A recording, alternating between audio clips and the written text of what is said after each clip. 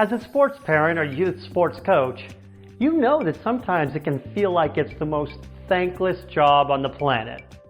Isn't there a million things you could be doing for all that time you spend with young athletes? And I know that sometimes that lack of appreciation can get you down. So I'm doing this video to give you a boost, to help you feel great about what you're doing for kids, your own and others on the teams, and to encourage you to keep doing it. Just the fact that you're here on my site or on YouTube and following me here tells me that you are a cut above the average parent or coach. And I'm here to start off by telling you thank you for all you do.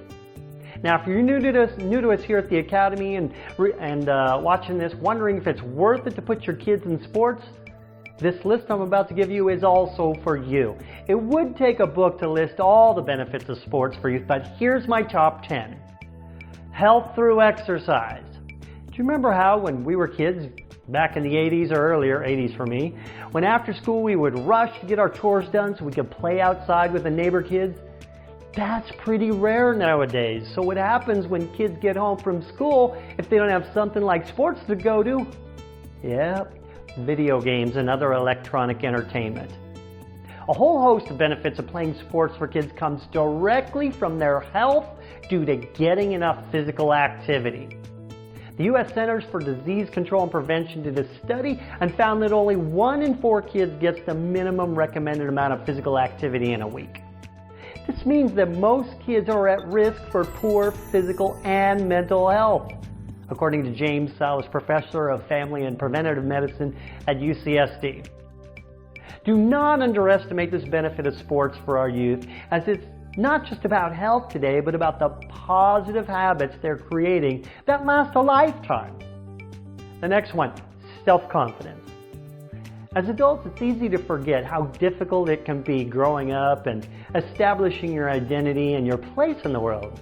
But if you care at all about kids and want to help them, you must understand and always remember that the #1 priority of most kids in middle school and older is to fit in, or at least feel like they fit in.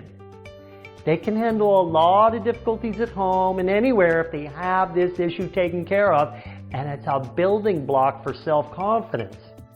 This is one of the biggest benefits of team sports for kids. It gives them a sense of belonging, community, and often a few really good friends out of it. So once these basics are covered, then kids in sports can then take it to the next level of confidence by improving their skills, winning, bouncing back from defeat, getting picked up by teammates when they make mistakes, accepting that support from parents and coaches. The list goes on. Then there's goal achievement. There's nothing so powerful as a committed human being on a mission to achieve a desired goal. And we have the fundamentals passed down from our genetics for this, like when we're babies and we want to walk. However, all sorts of negative thinking gets in the way, making obstacles seem too hard, and many of us grow up, seeking goals that get us just the minimums of, food, clothing, and shelter, and some of us not even that. So sports is the perfect schoolroom for learning what it takes to blast through our adversities and push ourselves through discomfort, and to do it early in life in a relatively safe place. In sports, kids learn goal setting and planning, how to ask for help, discipline, resilience, determination, all the things they're going to need when they enter the adult world. And you know this.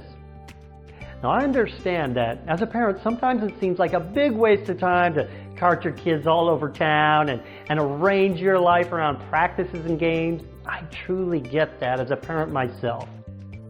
But most parents are unaware of how each and every practice, it ingrains a set of neural networks in the kid's brain about following through on commitments. And of course, all the other things I mentioned above. This stuff sticks with them, believe me.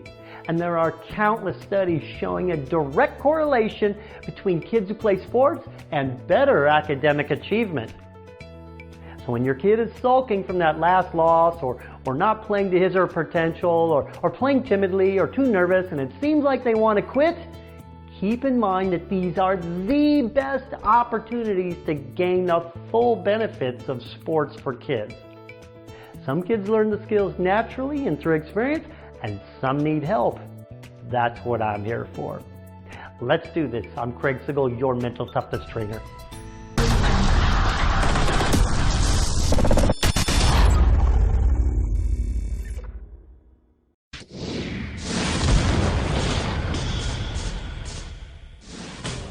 Cuando dos equipos de fútbol americano se sitúan uno frente al otro, se le llama línea de scrimmage. En rugby se le llama melee. La melee de rugby ha sido siempre uno de los momentos más peligrosos de todos los deportes. Para aprender qué ocurre exactamente en esa mini batalla, nos hemos traído a 16 jugadores de rugby hasta nuestro césped particular. Y el hombre a cargo del grupo es el legendario entrenador Scott Johnson. Scott es un auténtico gurú del rugby que entrenó en Gales y Australia antes de que lo nombraran seleccionador del equipo nacional de rugby de Estados Unidos. No hay nada que me haga más feliz que ver a un puñado de tíos jugando al rugby y dándose de leches en un estadio enorme de cualquier lugar del mundo. La melee es una prueba de posesión. Es imposible esconderse y sucede entre 25 y 28 veces por partido.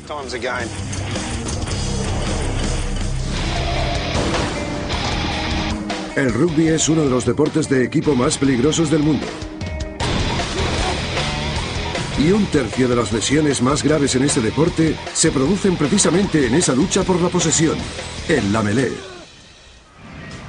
A ver si podemos enseñarle al mundo cómo se hace esto. Una prueba de honor y posesión. Así es como debería funcionar.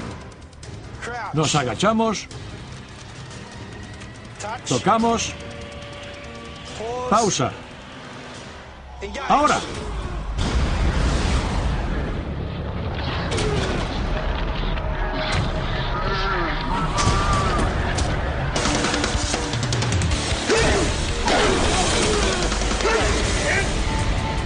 En cuanto los dos equipos se enredan entre sí, se coloca el balón en el hueco que hay entre ambos equipos y los dos jugadores situados en el centro, los talonadores, intentarán enviarlo con el pie hacia atrás para que sus compañeros se hagan con él y reinicien el juego.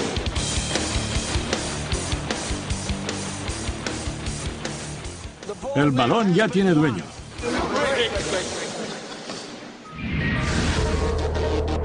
El doctor Robert Bray es neurocirujano y exjugador de rugby.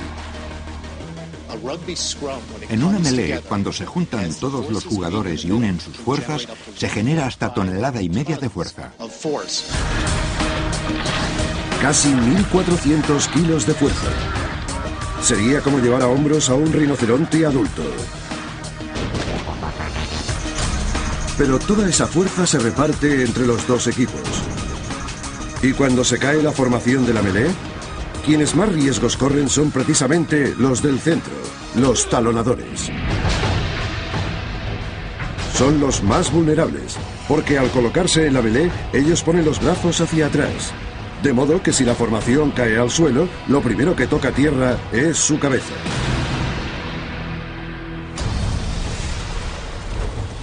Y nos hemos preguntado, ¿qué lesiones podría causarles a los jugadores semejante caída? ¿Es la parálisis una opción o incluso algo peor? Nuestro maniquí híbrido se ha prestado voluntario para participar en uno de los acontecimientos más peligrosos deportivamente hablando. 3, 2, 1, ¡ya!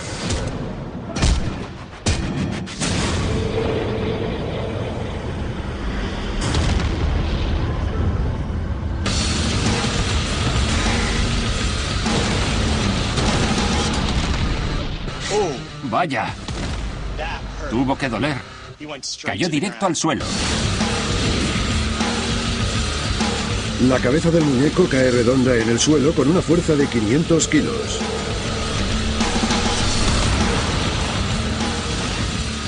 La misma con la que te aplasta una de las bestias de la NFL, Casey Hampton. pero con la diferencia de que aquí la fuerza se concentra en el cuello.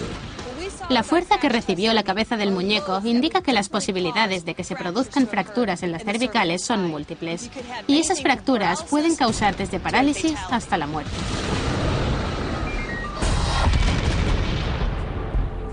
Con un giro o una flexión extrema del cuello, se podrían llegar a desgarrar los ligamentos que recorren la espina dorsal.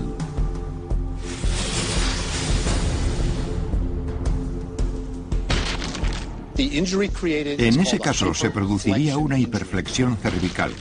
Es decir, la cabeza y el cuello se inclinan más de la cuenta hacia adelante, lo que dislocaría la parte media del cuello y podría dañar gravemente la columna vertebral.